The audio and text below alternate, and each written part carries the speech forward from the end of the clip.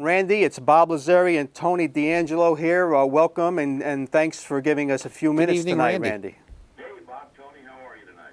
Well, it's great to have you. It's an honor to have you on. I think he's our first Cy Young winner we've had on. Yes, we've had on yes. some Hall of Famers, Olympians, and world Gold medal champions, winners. but it's an honor. A little background on Randy Jones for our viewers, and it's quite extensive.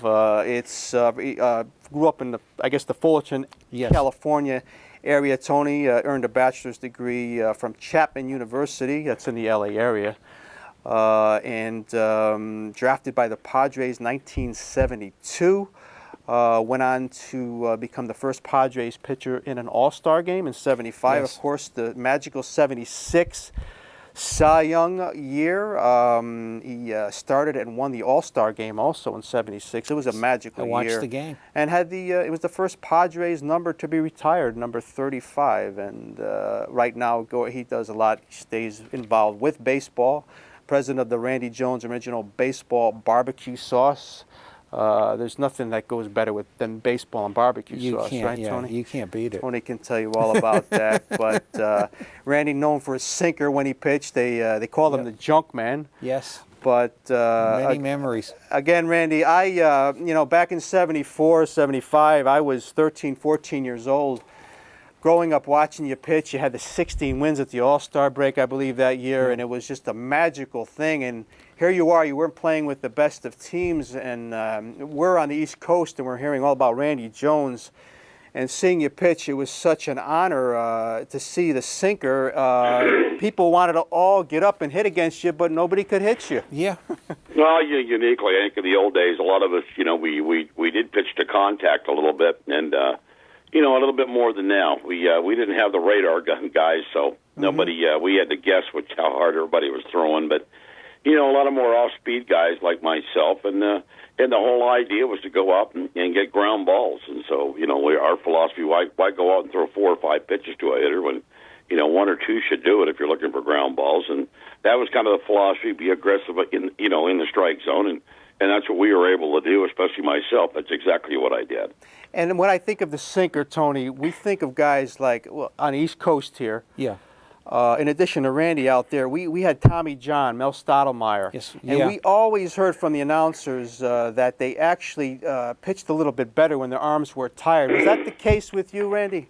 Oh, yeah, so true. I mean, if you got an extra day's rest or, all of a sudden you picked up a little more velocity, the ball wouldn't sink, it would flatten out, it would tail, it would move, but stay on the same plane, and that's very dangerous for a sinker ball pitcher. When he starts throwing pitches on the same plane, it's going to get a little noisy, I think, somewhere in the field. Mm-hmm. Again, Randy Jones enjoyed a 10-year career in all in the National League, Tony. And I was just looking over some of the managers you played for, Randy, and the team records. You only have had one team, Tony, that was above 500. That was the 78 squad that went 84 and 78. Yes. Despite your success in the 70s, Randy, did it grate on you over the years? I mean, it had to be tough. I'm not going to say the laughing stock. You did have some decent teams, but constantly being 500 must have been tough for you. Oh, it was, and basically just we were still a young franchise at that point in time. Started in, like in the late 60s, and you talk about the 70s, and only been around for 4 or 5 years. And, I remember our first 2 years when I was here in 73 and 74, we were 60 and 102. Both years, right? Yeah. Both those years. Mm-hmm. So it was just one of those things, and you kind of just focused in on every fourth day to get the baseball and go out and just do your job, and that's what I tried to do.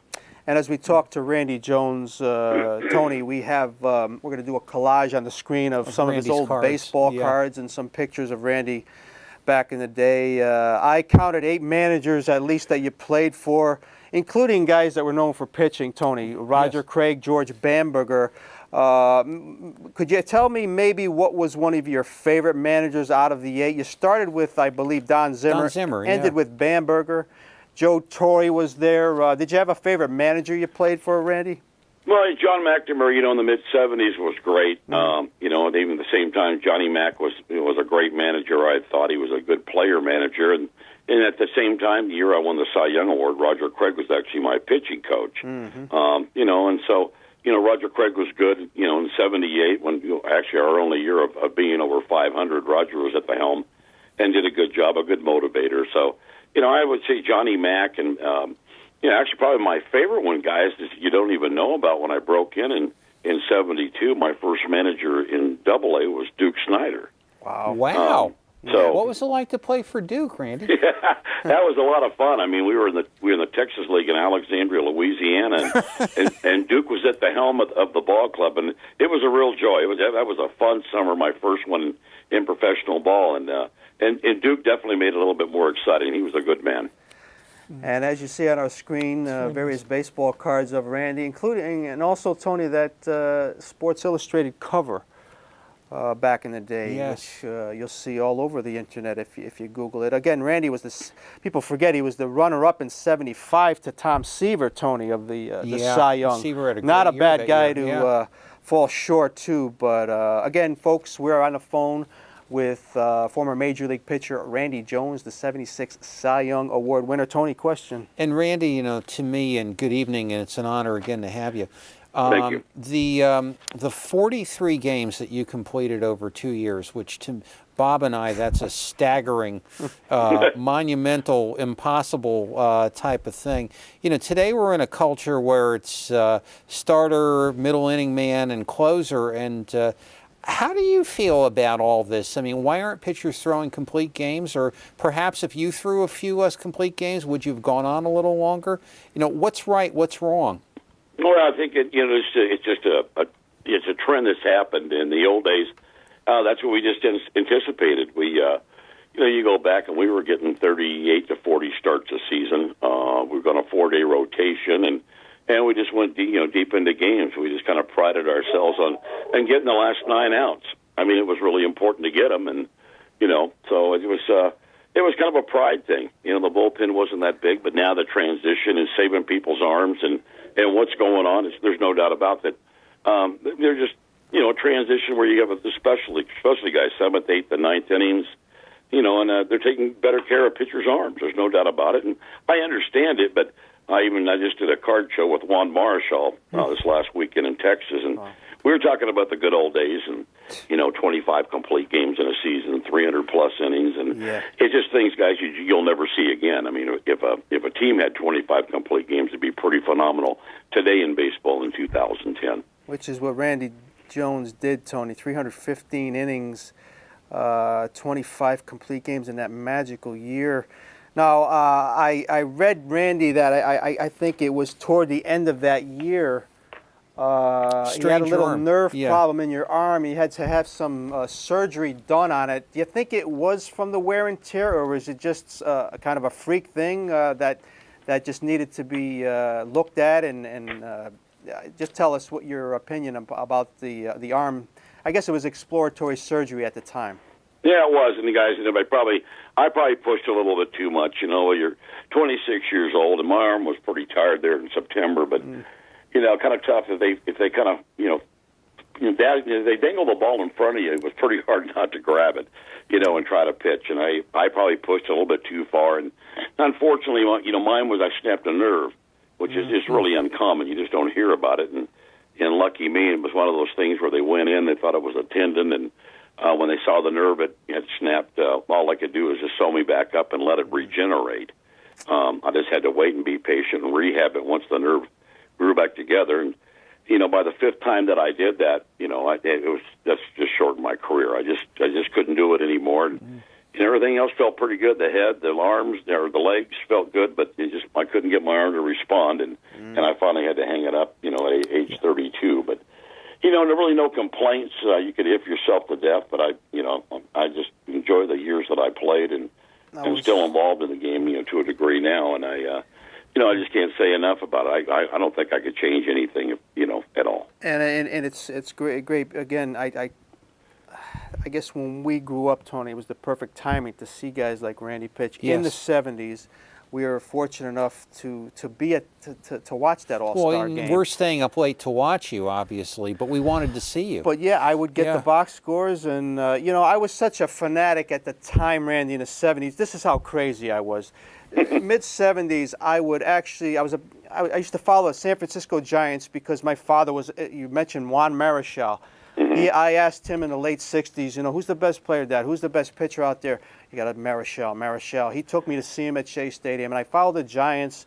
I used to get up in the morning, wait for the late paper to come, and keep their averages on a daily basis in my pocket, typed out. Tony, I was crazy. That's a fanatic for you. yeah. But Yeah. it was just funny because I said, "Well, Randy Jones tonight." I think the batting averages might dip a bit, but this was 74, 75, 70. It was amazing.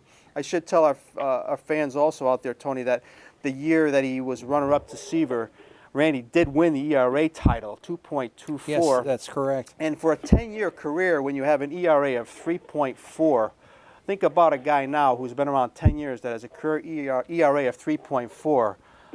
He's a $15 million pitcher. Yes. You know how that works. But question. Yeah, and Randy, I don't know whether here to catch you at the beginning of the end, so I'll catch you at the beginning. Now, if you go to the early history of the Padres, you had Ray Kroc yelling about the horrible display of baseball, and the next year you guys were going to go to Washington and all this crazy stuff. Did this have an impression on the club? Was it sort of like, hey, can we have some stability around here? Maybe we can concentrate and play some better ball? Well, it would have been nice, guys, but I think, Ray Kroc did save the ball club. I mean, the boxes were packed in '74, and we were on our way to Washington until he purchased the ball club and announced we were staying in San Diego, which all of us were very, very pleased with, obviously. But he made an attempt to try to sign a few free agents and maybe turn us around. But I think one of our problems is we go with youth a little bit, try to get young, then we turn around maybe the next year and then we get we get Glenn Becker and we get Willie McCovey and Tito Fuentes, and then we get a little bit older, try to mix that with some of the young guys, and we just couldn't find the right combination. We just couldn't get the right key players, maybe in the right positions, and or we'd have pretty good offense, and we struggled on the mound. We didn't have the depth in the pitching that we needed. It just seemed like we found all kinds of different combinations. It seemed like year after year. In those 10 years you played, I'll remind our audience, we're on the phone with Randy Jones, 76 Cy Young Award winner as a member of the San Diego Padres. I was just looking through a lot of the teams you played for. I told you about the managers already, Randy, but some of the old players, at least 4 Hall of Famers, Tony. Yes. Gaylord Perry, Fingers, Ozzie Smith, McCovey, he said toward the end there. And also 2 very popular managers, Bruce Bochy and Gardenhire. Back in the day, did you think those guys had managerial qualities, Randy? Well, I really thought Bochy was, only like his 3rd or 4th year when we were teammates with the Mets in '82, and I could see Bochy. That made sense. Ronnie Gardenhire kind of surprised me. Yeah. I didn't think Ronnie. I didn't know he was such a student of the game. He, good player and good infielder, and but just really didn't think about Gardenhire being that. Much like Cito Gaston when I played with Cito in the early '70s with the Padres. I never even anticipated that Cito had interest down the road of becoming a manager. I was surprised at that as well, and they're still doing a very effective job, I might add. Yeah, he's highly ranked. What surprised me also, Tony and Randy, was so many of the Mets and Padres went both ways back then as far as a lot of trades and guys that played for both teams. And I was just going down a list. Quickly, I came up with guys like Don Hahn, Valentine, Frisella, Brent Strom. You remember Strom was big. Rich Folkers. Yes. Kingman, Lolich. I think Montañez played on both, I believe. I believe so. But, and some characters, Randy. And, I'm going down a list, and I see names like Jay Johnstone right away and Doug Rader. 2 guys like right away. It must have been. We talked about how the losing was taxing on you, but you had to have some fun in the clubhouse. No, I would imagine. Never a dull moment, guys. You talk about Rader and Jay Johnstone and these guys, and even Gaylord Perry, and that's a one thing. We, in the old days, it wasn't all about the money per se. We had a real passion and love for the game, and we go out and played as hard as we could, and we weren't real good about sitting around the clubhouse pouting afterwards. Let me put it that way. Yeah, like a guy like Mickey Lolich, Tony. We talked to Gates Brown about Mickey, another character with the motorcycle. I think these guys were just great, and and I mentioned the very sad the whole Danny Frisella thing. Yeah. I guess you were his teammate. Was it at the time when he passed away, Randy? And what do you remember about that whole thing?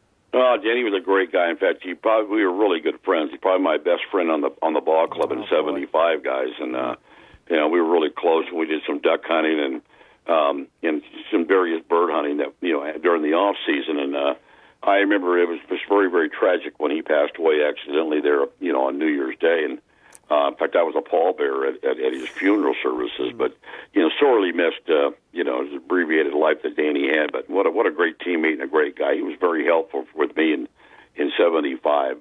It's kind of helped me get going that year. I'll never forget him. And we remember him well, Tony, as a Met. I believe he used to come to Connecticut once in a while to the sports nights. Yes. And if I remember correctly, I probably have his autograph from a long time ago. But I really was touched when that happened also. But again, you're watching Monday Night Sports Talk here on CTV 14. A few minutes left with Randy Jones. Tony? And Randy, I'm going to ask a real stupid question, but did Gaylord Perry wet it up? Oh yeah, man! Come on. I think the most fun is Gaylord. He was great. He had a pretty good spitball. Didn't use it that often, but sure had some fun with it and getting into the other team's head. And overall, Gaylord, he lockered right next to me for almost 2 years, and we had a lot of fun. We'd always play catch, and I'd work on my spitball. Just because I was supposed to, because Gaylord was there. But I remember when Gaylord finally got traded in September of '79.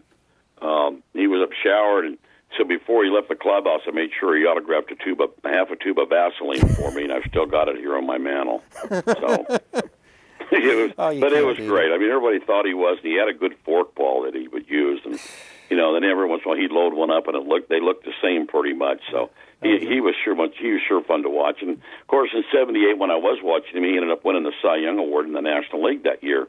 1 in 20 ball game. So it was a great memory and great moments, and I still enjoyed talking to Gaylord and some of the old time guys. It's still a lot of fun to see him and talk about the good old days. Yeah, we talk Tony and I a lot, Randy, about these big strapping guys that come to the majors, 6'3", 6'4", 6'5" now, 230 pounds, and kind of overpower guys. And you grew up around guys like Fred Norman. You remember Fred Norman, Tony, and Mike Caldwell? One of my favorites. Yeah. These guys were really crafty, is the word, and it was so much more refreshing. I'd be remiss if I didn't ask you about Winfield. He came to New York later in his career, but when he started it all, Randy was such a great athlete coming out of Minnesota. Maybe you could tell our viewers how good he was back in the '70s. Well, it was phenomenal. There's a lot of raw talent, with a really good attitude. He came in with the right attitude, guys, and hit the lineup immediately and joined that learning curve. But just a lot of raw talent. He made adjustments very, very quickly. When he started his major league career in '73, and it was fun to watch him progress. And you knew eventually Dave was going to be one of those guys that was going to move forward. And he had such a really burning desire to win and be on a winning ball club. And he was finally able to do that when he left San Diego and he got into New York. But definitely a Hall of Fame potential then, and it was good to see him make the adjustments and have a great career. And a good guy, a good teammate, and it was a lot of fun to watch. Sure was. One last question, Tony? And Randy, I used to go down to Shea a lot when you were there in '82, and that was really kind of an interesting club. George Foster was on that club, and what was it like to be with George? I guess it was kind of like the end for him. Yeah, George's pretty interesting. A lot of the guys, and but George was a professional. Pretty much, he talked quite a bit in the clubhouse and stuff, but kind of a jokester, but just a good attitude. And then overall, he had something to give back to some of the younger kids, at that point in time. But George competed against him many times, when he was with the Reds, and right. But being teammates and stuff, it was a lot of fun to watch him work with some of the younger kids, and the ones that were coachable and make a difference. And then you see that a lot today, whether it be was Maddox with the Padres and the difference he made with the staff, and some of your veteran guys now, they still can make an impact on these young guys and help them, further along their careers. And And he was George Faulkner was one of those guys when he was with us. And as I listen to the rain pound the roof here of our studio, I think just looking at your overall stats one last time, Randy, you start in San Diego and you end in New York. What a difference in as far as climates to play baseball. San Diego, my father did time in the Navy in San Diego, said it was the most beautiful place on earth. New York, you know what you get with New York, but it must have been a tough adjustment for you, I would think. No, it didn't bother me one bit. I mean, the good fans, and I always enjoyed the fans, whether it be San Diego, whether it be New York, wherever I might be. I just wish I'd have been healthier and could have been more effective, but I just couldn't get my arm healthy and just had to retire. But, overall, the fans were great. They have a passion for the game just like we did, and, there's no doubt about it. It was always fun, but I mean, unfortunately, guys, you do realize I still live in San Diego. I'd play there for 6-7 months, but I knew where home was. Yeah, exactly, and not a bad choice, my friend. Nah.